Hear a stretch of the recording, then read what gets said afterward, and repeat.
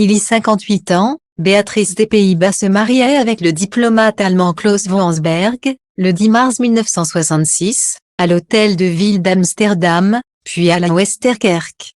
Pourtant, à l'époque, ce mariage a fait polémique. Le 10 mars 1966, Béatrice des Pays-Bas se mariait avec le diplomate allemand Klaus Wansberg, d'abord civilement à l'hôtel de ville d'Amsterdam, puis religieusement à la Westerkerk, en présence de nombreux invités prestigieux.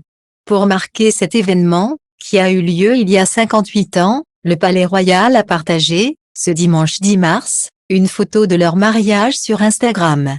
Sur le cliché souvenir, les jeunes mariés posent dans la galerie du Palais Royal d'Amsterdam. Toutefois, leur union a fait extrêmement polémique à l'époque. Avant de pouvoir se marier avec son bien-aimé, Béatrice des Pays-Bas avait bataillé pour le faire accepter. La monarque avait dû obtenir l'accord du gouvernement et du Parlement. La raison? Klaus Wansberg, de 11 ans son aîné, était d'origine allemande.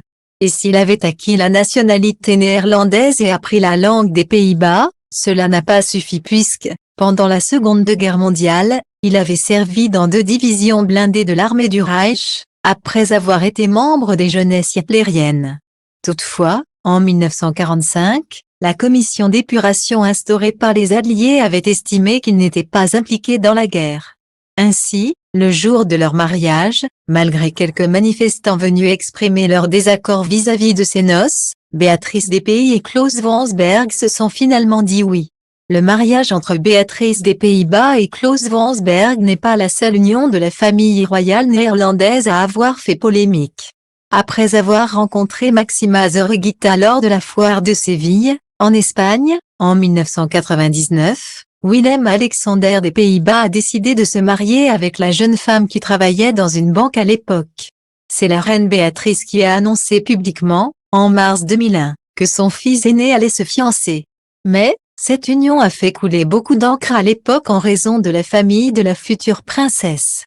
Originaire de l'Argentine, Maxima Zorreguieta est la fille d'un ancien ministre de l'Agriculture ayant fait partie du gouvernement du dictateur Jorge Rafael Videla. C'est donc seulement après la mise en place d'une commission pour savoir l'implication de son père pendant la dictature que le mariage entre Willem-Alexander et Maxima a été accepté. La commission ayant conclu qu'il n'aurait pas été directement responsable d'actes de cruauté lorsque le dictateur était au pouvoir.